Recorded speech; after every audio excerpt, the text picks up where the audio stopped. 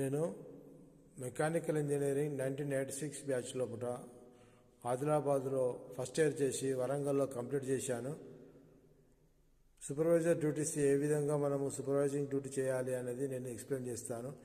నేను Lokesh machines limited హైదరాబాద్లో CNC machine production అవుతుంటుంది. ఆ యొక్క ఫ్యాక్టరీ లోపల అందులో నేను సూపర్వైజర్గా చేశాను. ఫస్ట్ జాయిన్ అయింది క్వాలిటీ కంట్రోల్ ఇన్స్పెక్టర్గా జాయిన్ అయ్యాను. తర్వాత నాకు సూపర్వైజర్గా ప్రమోట్ చేశారు. అయితే ప్రొడక్షన్లో సూపర్వైజర్ డ్యూటీ చేశాను. ఆ యొక్క డ్యూటీ ఏ విధంగా ఉంటుందనేది మీకు వివరంగా చెప్తాను. అది ఎలా అంటే, మనము ఆ యొక్క ప్రొడక్షన్ లోపల మనకి ఇంజనీరింగ్ డ్రాయింగ్స్ ఉంటాయి.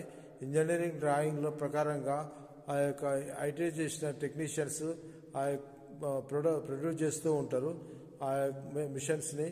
ఆ డ్రాయింగ్ లోపల ఉన్న డౌట్స్ను మనము ఆ టెక్నీషియన్స్కి క్లారిఫై చేయాల్సి ఉంటుంది. డ్రాయింగ్ క్షుణ్ణంగా వచ్చి ఉంటే ఆ యొక్క ఇంజనీరింగ్ మెకానిజం సూపర్వైజర్ డ్యూటీని మనం ఈజీగా చేస్తాము. Plan top view, front view, side view clarification అనేది మనకు బాగా కావాలి. ఎప్పుడైతే మనం ఆబ్జెక్టును మిషన్ మీద పెడతామో, మిషన్ మీద పెట్టినప్పుడు మళ్ళీ సైడ్ వ్యూ ఏ విధంగా కట్ చేయాలి, టాప్ వ్యూ ఏ విధంగా కట్ చేయాలి, బాటమ్ వ్యూలో మనం ఏ విధంగా చూస్తాము దాన్ని, ఆ విధమైన అవగాహనతోటి ఆ డైమెన్షన్స్ను వర్కర్స్కు క్లియర్గా చెప్పాల్సి ఉంటుంది. ఎప్పుడైతే మనము డ్రాయింగ్ క్షుణ్ణంగా వస్తుందో అప్పుడు మనము ఆ యొక్క వర్కర్కి మనం డౌట్స్ను క్లారిఫై చేస్తాము. ఆ యొక్క క్లారిఫికేషన్ ఫస్ట్ ఆబ్జెక్టును చూసిన తర్వాత ఆ ఆబ్జెక్టు మనకు డైమెన్షన్స్ చెక్ చేసుకోవాలి. డ్రాయింగ్ ప్రకారంగా dimensions correct, length, width, height correct ఉన్నాయా లేవా అని చెక్ చేసుకున్న తర్వాత ఆ యొక్క వర్క్మెన్ వర్క్షాప్లో ఉన్న మిషన్స్ మీద మౌంట్ చేస్తాడు. అది లెత్ మిషనే కావచ్చు, డ్రిల్లింగ్ మిషనే కావచ్చు, తర్వాత ప్లానింగ్ మిషనే కావచ్చు, టూ లైన్ కట్టరే కావచ్చు, తర్వాత మిల్లింగ్ మిషనే కావచ్చు. ఏ మిషన్ మీద అయినా కానీ మనము మౌంట్ చేసే ముందు ఆ యొక్క ఆబ్జెక్టును క్షుణ్ణంగా పరిశీలించాలి. అది కొన్ని హార్డ్ అండ్ చేసి వస్తాయి. హార్డ్ అండ్ చేసి వచ్చిన వాటిని మన డ్రాయింగ్లో మెన్షన్ చేస్తారు. అది డ్రాయింగ్ హార్డ్ అండ్ చేయని వాటిని మనం మిషన్ మీద పెట్టి మిషనింగ్ చేస్తాము.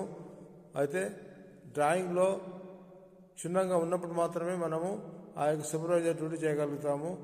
డ్రాయింగ్లో ఉన్న లోటుపాట్లు మనకు క్లియర్గా తెలిసి ఉండాలి.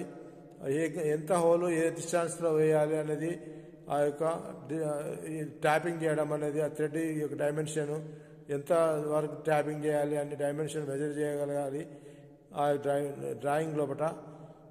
ఈ విధంగా మనము డ్రాయింగ్ క్షుణ్ణంగా ఉన్నప్పుడు మనము డ్యూటీ చేయగలుగుతాము. ఇంకోటి, ఆ యొక్క మెటీరియల్ని వచ్చిన మెటీరియల్ని చెక్ చేయాలి.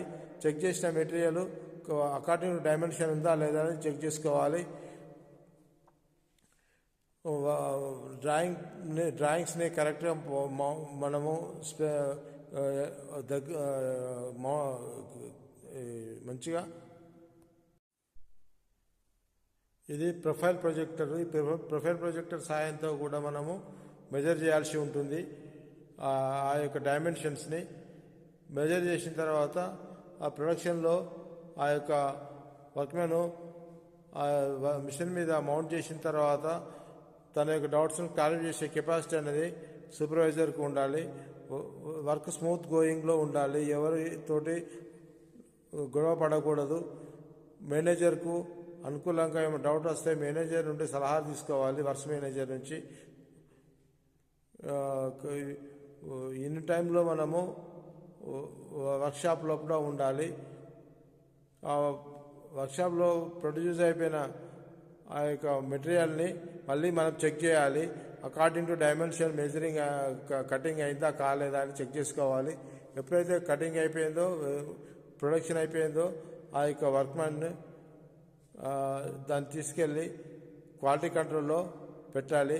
క్వాలిటీ కంట్రోల్ సెక్షన్ వాళ్ళు దాన్ని చెక్ చేస్తారు. According to dimensions Delhi whole Delhi అయిందా, తర్వాత స్లాట్స్ మిల్లింగ్ అయినాయా, తర్వాత గ్రైండింగ్ ఫినిషింగ్ వచ్చిందా, చిన్న చిన్న డైమెన్షన్స్ని మైక్రోమీటర్ తోటి చెక్ చేస్తారు. క్వాలిటీ కంట్రోల్ సెక్షన్ లోపల అన్నీ మెజర్ అయిన తర్వాత క్వాలిటీ కంట్రోల్ సెక్షన్ లోపల కంప్లీట్ అయిపోయిన తర్వాత దాన్ని అసెంబ్లీకి పంపుతారు. అసెంబ్లీ చేసి మొత్తం ప్రోడక్ట్ను కంప్లీట్ చేస్తారు. ఇది మరియు ఆ యొక్క వర్క్మెన్ తోటి సూపర్వైజర్ ఫ్రెండ్లీ నేచర్ తోటి ఉండాలి. నేను సూపర్వైజర్ కదా, వాళ్ళు నా కింద వర్కర్లు కదా అని వాళ్ళ మీద ఎలాంటి అజమాయిషి చేయకూడదు. అజమాయిషి చేయడం వల్ల వర్కర్స్ నీకు సహకరించరు. కాబట్టి ఆ ఫ్రెండ్షిప్ మెథడ్లో ఆ యొక్క వర్కర్స్ తోటి ఉండాలి. ఎప్పుడైతే నువ్వు ఫ్రెండ్షిప్లో ఉన్నావో వర్కర్స్ కూడా నీకు సహకరిస్తారు. ఎప్పుడు కూడా దురుసుగా ప్రవర్తించకూడదు ఫ్లోర్లో.